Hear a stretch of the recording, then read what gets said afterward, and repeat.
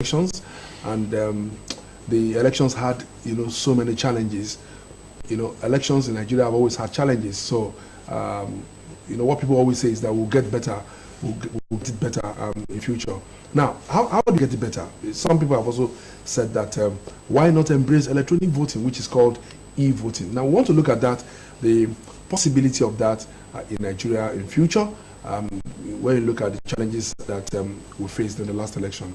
And so we've got in the studio this morning, we have two young Nigerians that are technology driven, or should I say technology compliant. They are this morning to actually look at the issue of electronic voting in Nigerian elections. On my immediate right here, we have Adekunle Drosimi, is a chartered IT professional. Good morning. Good morning. Thank you for joining us. We also have Olalekan Adieko, is a certified educator and is also co-founder of Tech Prime Hub.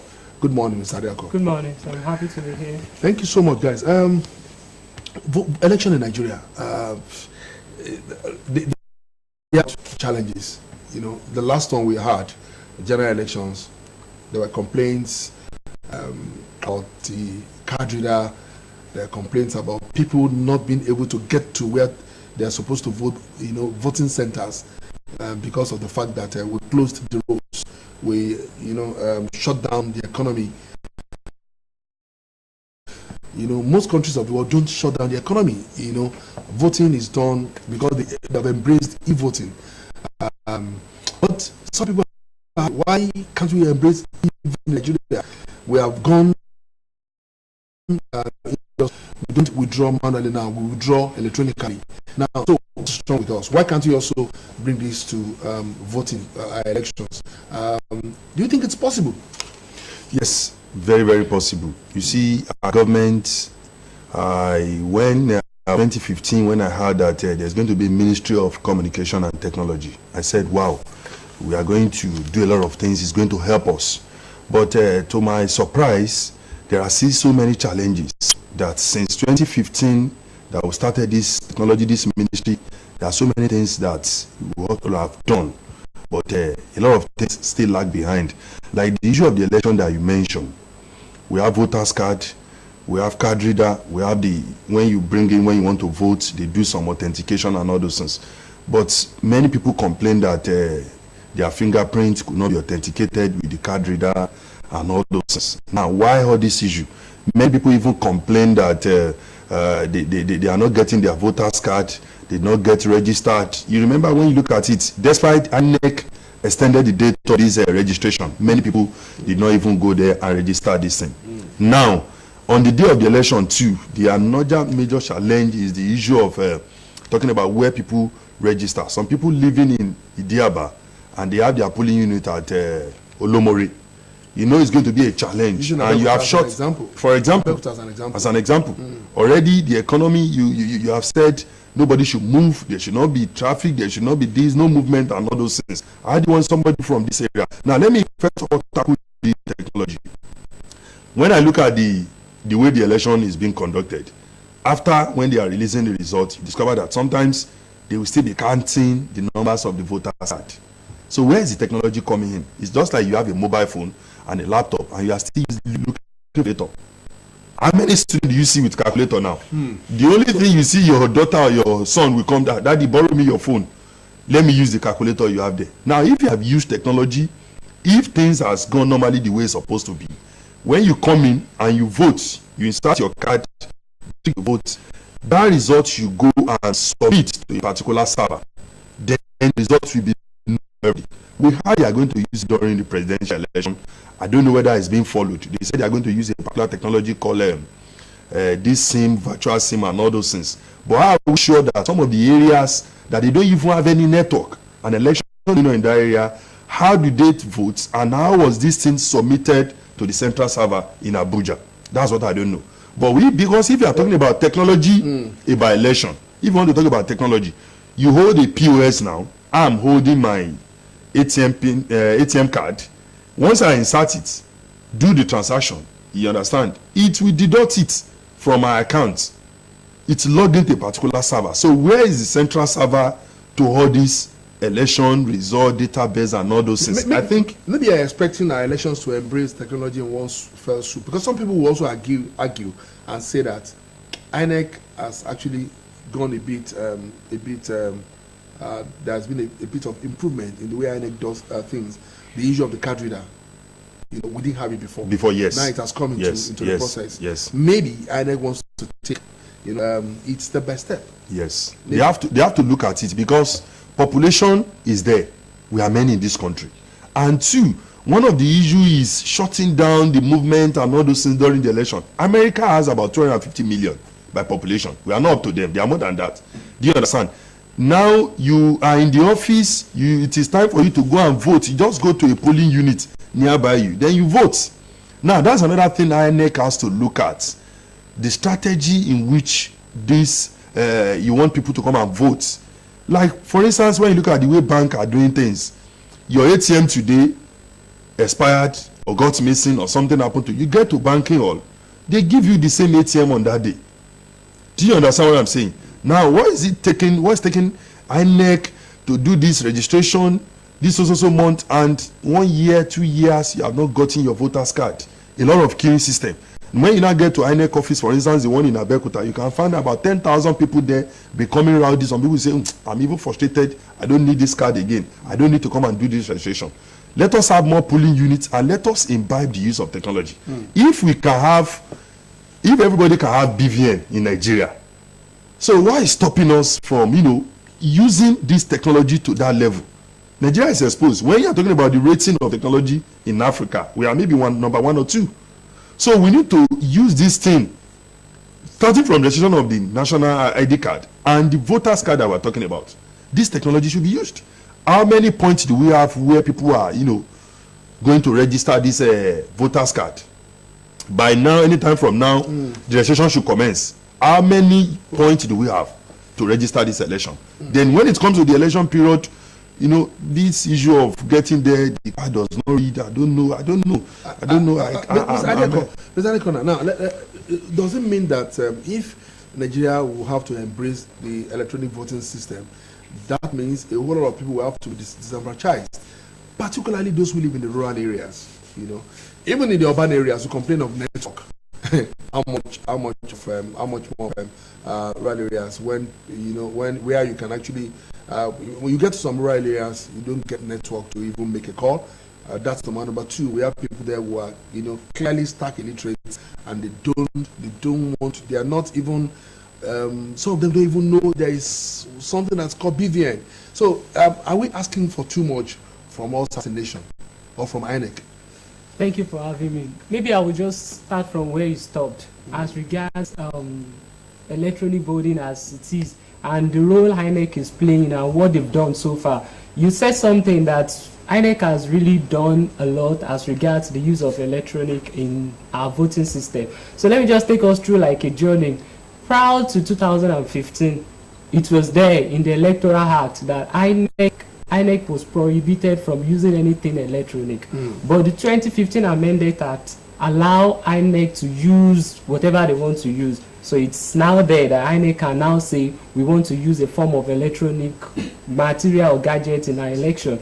So INEC test run, we started with the card reader. So when we're talking about electronic voting, even the election itself, I will categorize it into like 3 different categories. Number 1, accreditation of voters. 2, the voting itself. And 3, collation of results.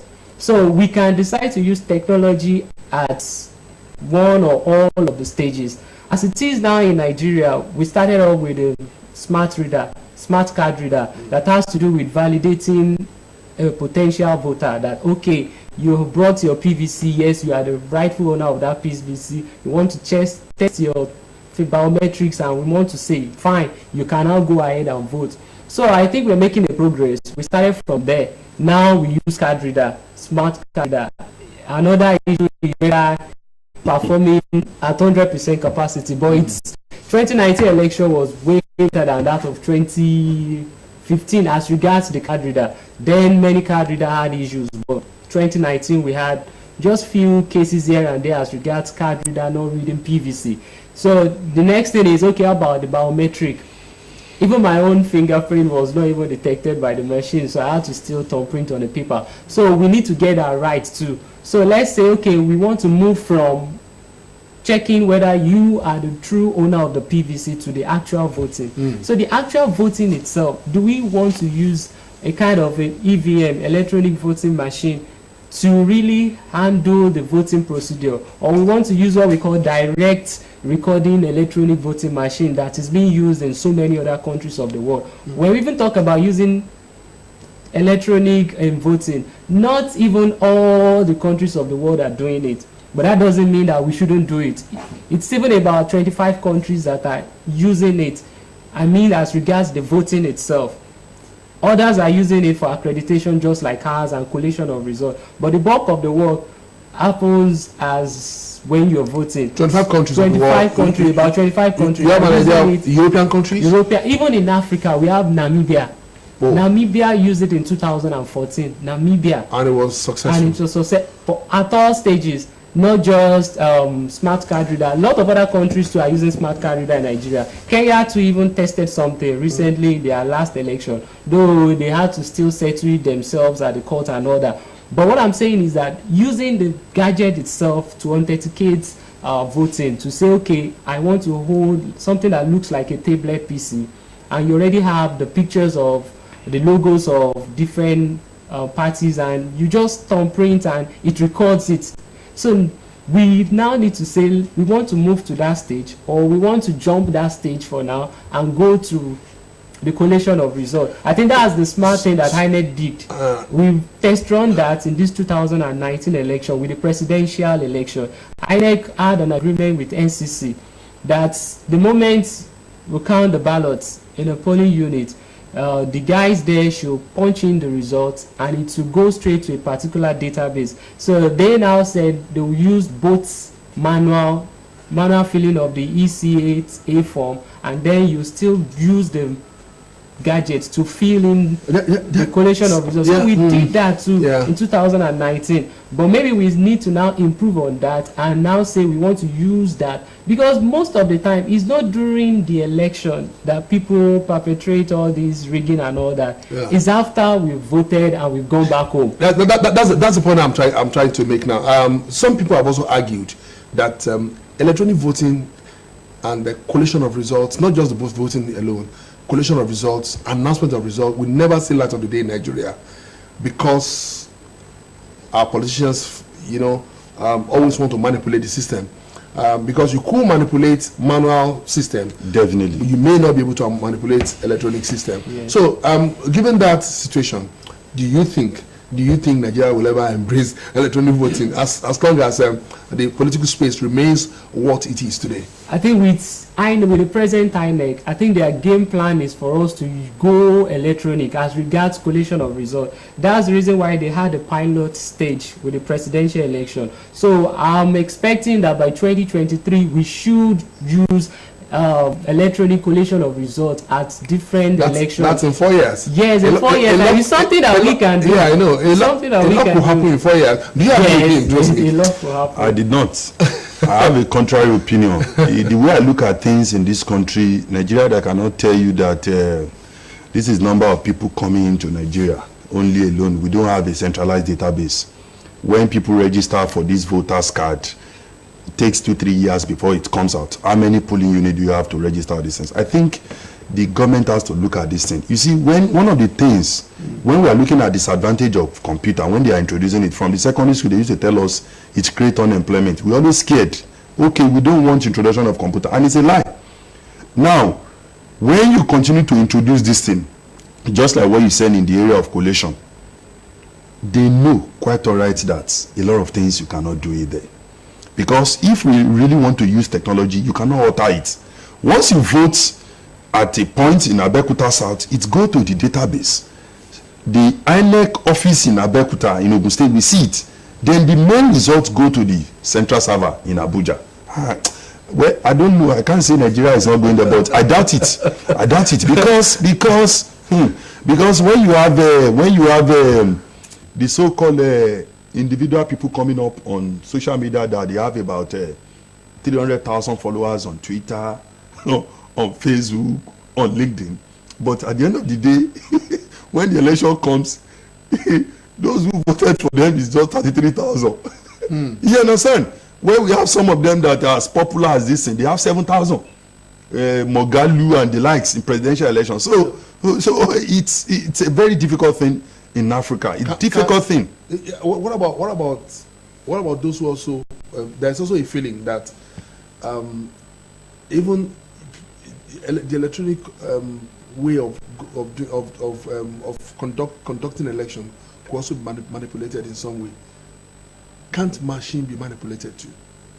No, it's machine can be manipulated. It's just like the ATM. If we really want to put things into order, it's hard for you to manipulate machine. For instance, we are using ATM to withdraw money. In all the ATM environment, there is a camera looking at you. You inserted your card. Do you know that the principle that the machine is operating on, there's what is called database. There's something there, it has been programmed. So now, if you want to do any rigging, does it mean you will be going to the database as this person? Okay, this person is party A and party B, party C. Now we are on the queue. We want to vote. A want to vote. Now, okay, is the A in power? Now, do you think it is easy for developer, the so-called software person, once you develop an application, the software that is running, there's no way you can be going there and say you want to edit for A and B. The whole thing will be saved. It's not like a student going in for admission. Once you gain admission to university, you do your registration. Go and look at your portal. Anytime you log into your portal, you will not be able to alter your matric number and date of birth. In the database, they have configured that. So it's difficult when we are using machine. It's so difficult. It's just like in the past, in the last 20, 30 years, they complain about students going to NYSC. How many times have you seen NYSC telling you that they pick some copper with fake results? It's been long. Why? Because as you're entering through JAMB, you must have uploaded your whole level. If you don't have whole level, JAMB will not send your name. Now, as you enter the school, you have uploaded your results. So from the beginning, you cannot change that result. Unlike back then that we're still using manual, that some people will go to admission. Once they get to 100 level, they use fake results. By the time they get to 300 level, they go and change it. But you cannot change all these things when we are using the software to do all these things. So it's hard when you are using machine to manipulate. Mr. Adeko, is population a major challenge? I sometimes I disagree with that, because we've seen other countries of the world that are bigger than Nigeria in terms of population. China, USA, and all of that. And they get all these things right. Yeah, they are white too. Yeah, they are white too. Yeah, you're right. Population is really not the problem. Yeah. The first country that was able to use electronic voting across board was India. And they did that in 1982, as far back as 1982. So India was, even with their population, India is like times 5, no, if not more, if not 6 or 7 than Nigeria. But let's look at the characteristics of our population too. If you have those, we have rural dwellers that are around them, like not just rural dwellers alone, illiterate, people that are uneducated, they are unlettered. They are about 70% of the population. Of course. Then how can electronic electronic voting work in that situation? You know, I said it that as at the moment we are still using, let's say, electronic accreditation, and we have smart card readers in all these polling units. So that means we can get the EVM to all these polling units. If we want to go that way, we can do that. So like I said earlier, I said we can skip maybe for now till we're able to educate all potential voters across the country as regards the use of the EVM for the actual voting. Let's say we skip that and we move to the collation of results. We can actually still use electronic means to collate results and transmit results from the polling unit to the database. Let me even bring it home. In Kaduna last year, Kaduna Selcom used EVM for the local government election, and it was successful. Right here in Nigeria, in Kaduna State, they use it. They bought about 6,000 units. That is the local electoral commission. Local electoral commission in Kaduna State Independent Electoral Commission. They used the EVM. Then they had issues too, but they were able to pull through. At least they started something, and they can always build on it. They developed the EVM machine funny enough, the company that helped Nigeria to develop the smart card reader developed that same machine for them, and they were able to educate even the illiterates that, okay, this is how you punch in, you vote for a particular candidate, and that's all. As they are voting, is generating like a batch number, and it will record the person you're voting for. So it did two things rather. So as you're voting, it's sending the results to the database, and at the same time it will print like the same way we print slip when you're using your ATM. So population is really not the problem. I think the fear here is about the results, going to database. I think that's the bone the of politician contention. will have issues with that, Yeah. because they know that, just like he said, it will be very, very difficult. Nothing is impossible. It will be very, very difficult to manipulate. A guy here in Abeokuta will not be able to manipulate the results in his polling unit or in his ward. To do something like that, it will mean that maybe somebody in INEC in Abuja want to now work with some people, and at the end of the day, there is no way you will do it and you not even leave a trail. There's what we call forensic. By the time they bring in guys and they challenge the results, and they bring in guys, they will be able to go through. It will be difficult to say you want to erase all your steps. Even if you should delete so many things on your mobile phone, we'll take it and you'll still be able to retrieve all the sites that you visited and some other things. Let's look at another possibility, another issue, and that is the network issue in Nigeria. Sometime last year, I read somewhere that Nigeria has, one of the poorest internet connectivity in the world. When a country has that, should that country venture into electronic voting? Well, the issue is that we can work on that and improve. There is level of improvement now. You see, there is no way we will not go to electronic voting because of the population. We are many.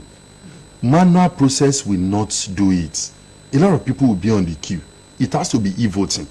But is government ready to do the necessary things? That is one question. The issue of technology that we are talking about, let me tell you, the internet connectivity and all those things, they base all these things on statistics. I still want to tell you that when you see compare our level of internet with some other country in Africa, we are far, far better.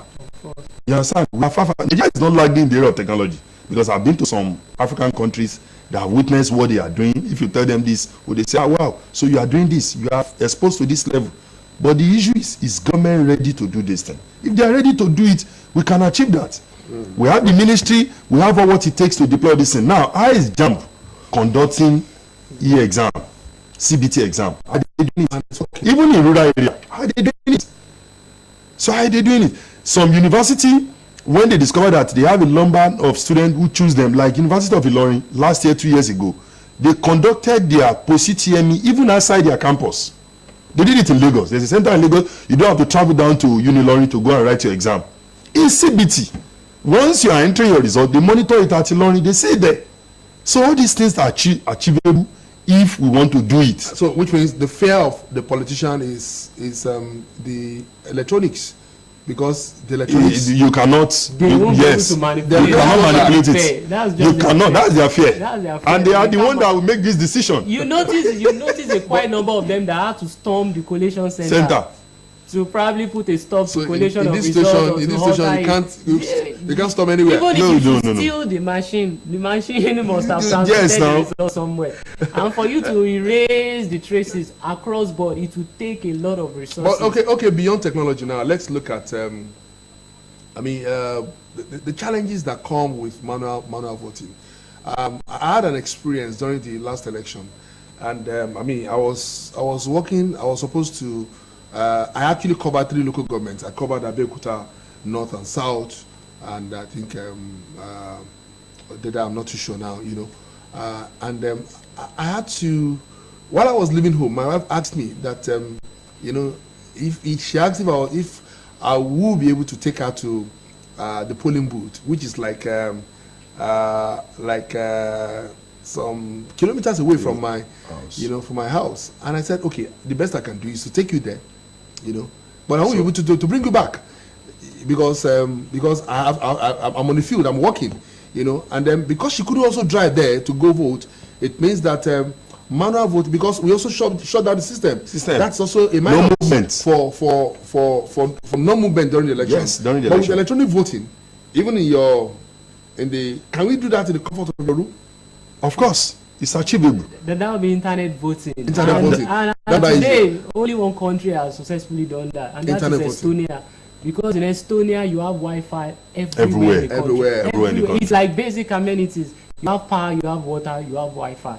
So they are able to do that. That's the point I was trying to make. You know, Wi-Fi everywhere in Nigeria. Is that you enter some airports in Europe, course. Wi-Fi. Wi-Fi. We have is, in Muritala too. In Muritala. Yes. You don't believe it? It's working. Blue is working there. It's working there. Yes. Where? Now serious now. Are you sure? I was there in October, but maybe I don't know. Maybe it's my phone. Once you check in, instant not connection. when you are still in the hallway. Once you check in, you Okay. have access to. Okay. I didn't check. Okay, guys. We have 2 minutes to go on this discussion. Do we have hope, or do we have hope in the next 10, 15, 20 years of achieving this, or it's going to take like eternity? We have hope. Depends on government. In fact, we can achieve it in the next 4 years. We have hope. I can remember when JAMB is introducing this issue of CBT, people are saying, is it going to work? But the thing is working. They are conducting exam for close to 2 million, 1.7 wrote UTME, about 1.7 million wrote UTME, 300,000 sat for the road, apply for DE, making 2 million, more than the population of Gambia, of a nation. So if they can achieve it, if government really want to do this thing, it doesn't really to take 10 years, 15 years. We can do this thing within 4 years. Within 4 years. Yes. It's achievable. Government willpower is what is needed. And I hope maybe the president will revisit the 2017 or 2018 Electoral Act that he did not assent to. I learned some of these things to have been added to the Electoral Act. I hope we can just pass that, then we move on from there. There is nothing much to do anyway, really. And I hope we can work on our own satellite too, because you talk about internet connectivity or virtual SIM. In Kaduna, they use virtual SIM so that the SIM can just change to any available network. But a network is not even available everywhere in Nigeria. So the most important thing is for us to using our satellite. I don't know what happened to our SAT1 and SAT2 that we launched. We can just revisit that. Anyway, there is hope. Mr. President has promised that he's going to use the professionals this time around as the minister, so that they can really give advice. We hope to. We hope. Anyway, we hope so. Okay, that's the program this morning. We've been looking at electronic voting in Nigeria elections, and we've looked at the pros and cons of it. And our agreement here is that if the country has the will to do it, there's always the way. So maybe in the next 4 years, we'll see electronic voting in Nigeria. Thank you so much for coming. Thank you very much. Adekunle, chartered IT professional, and of course, Olalekon Adeko, co-founder, Tech Prime Hub, a certified educator. Also, thank you so much for joining us. That's the program today. Newdawn Otun on the People's Tele GTV 255 UHF. On behalf of my colleague, Motura Sholanke, I'd like to say bye-bye to you. And of course, we also urge you to come back and watch us next Wednesday. But don't forget, Newdawn Otun is a regular program Mondays through Fridays on this channel. So there'll be another edition tomorrow and of course on Friday. We'll catch you again tomorrow. God willing.